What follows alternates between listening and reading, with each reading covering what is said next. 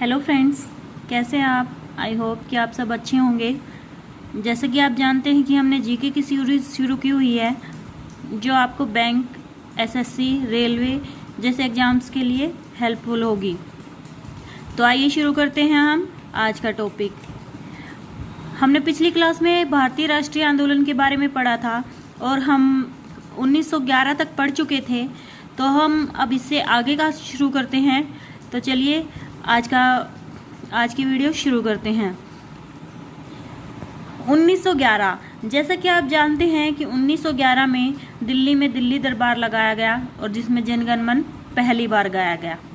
और आप जानते होंगे कि 1911 में वायसराय कौन था। हमने पिछली क्लास में भी डिस्कस किया था ये। तो कौन था 1911 में वायसराय? Hardinge two. कौन था? Hardinge two. तो इससे आगे चलते हैं हम। 1912 में दिल्ली को राजधानी स्थानांतरित कर दिया गया। इससे पहले राजधानी कहाँ थी?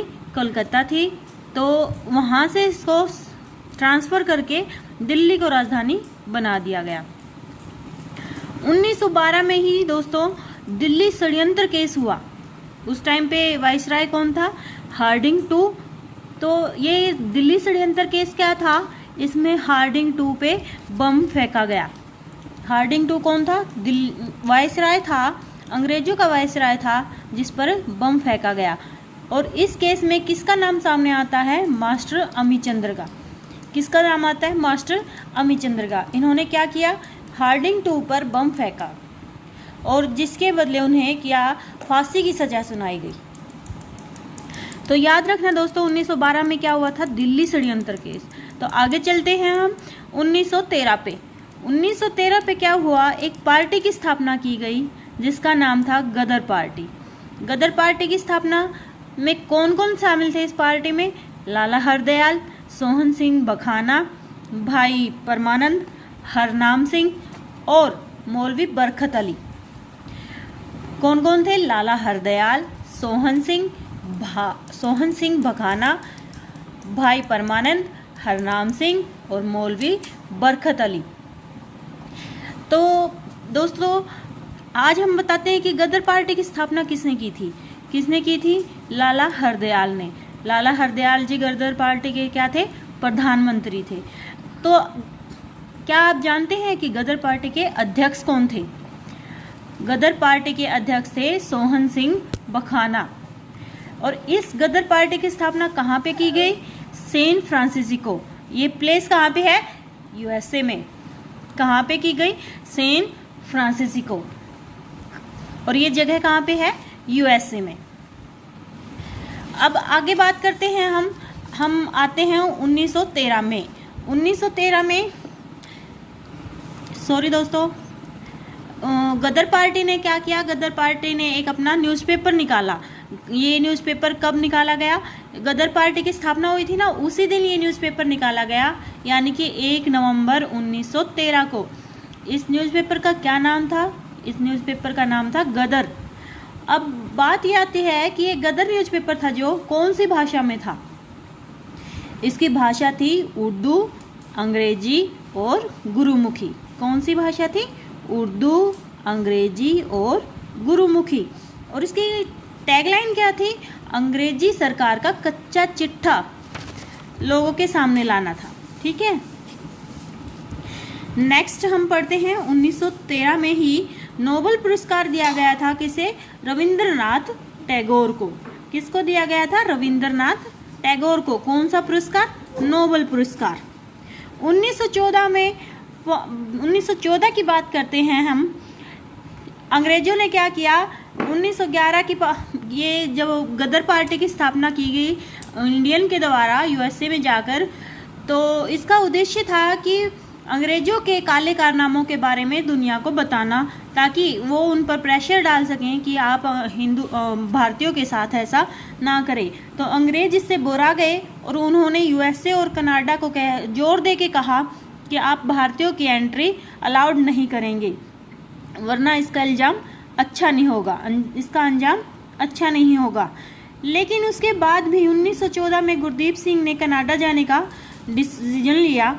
उनको पता था कि हम लोग वहाँ नहीं जा सकते, लेकिन उन्होंने क्या किया, एक जहाज़ किराए पे लिया। कहाँ से जहाज़ किराए पर लिया? हांगकांग से। और वो कहाँ जाना चाहते थे? वैंकूवर। वैंकूवर जगह कहाँ पे है? कनाडा में, ठीक है। लेकिन वहाँ से ये लोग गए तो ज़रूर, इन्होंने 1 महीने तक का समय गुजारा, लेकिन वो जहाज़ में ही रहे। कनाडा वालों ने उनको एंट्री नहीं करने दी और वो वापस आए।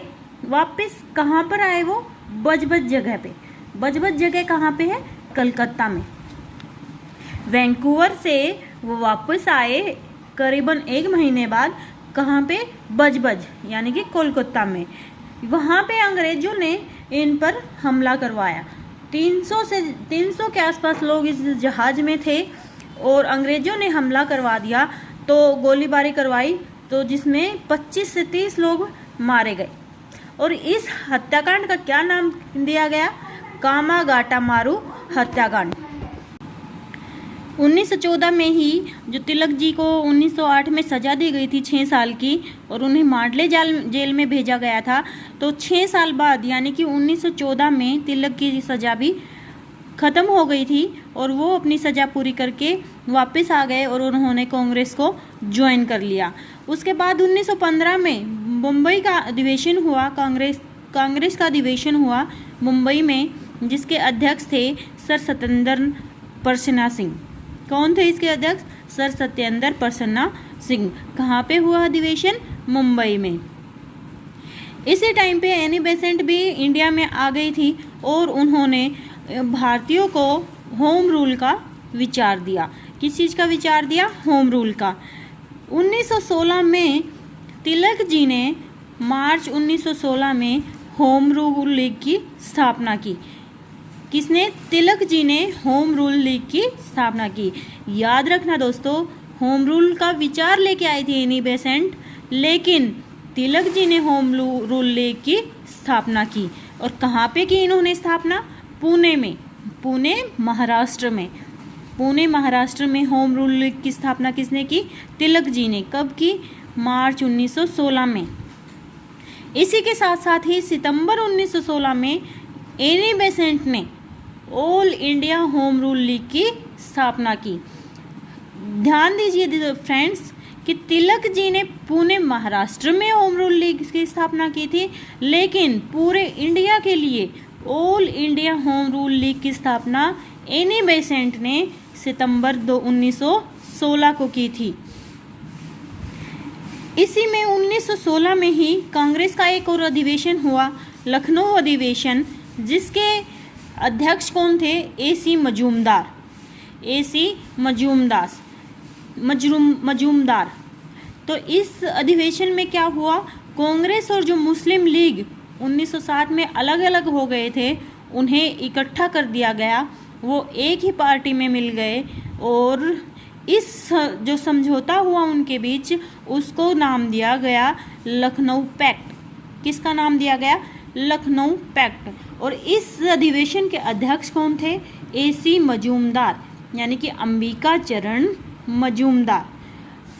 तो आज के लिए इतना ही फ्रेंड्स। आशा करती हूँ कि आपको मेरा कंटेंट अच्छा लगा होगा, आप समझ पा रहे होंगे। अगर आपके मन में कोई क्वेरी है इस तरह के लिए, तो मुझे ज़रूर कमेंट कीजिएगा। आपको मेरी वीडियो कैसी लग रही हैं ज़रूर बताइएगा। और मेरा कंटेंट अच्छा लगा हो तो इस वीडियो को लाइक और शेयर करना मत भूलिएगा और मेरे चैनल को सब्सक्राइब ज़रूर कीजिएगा। धन्यवाद।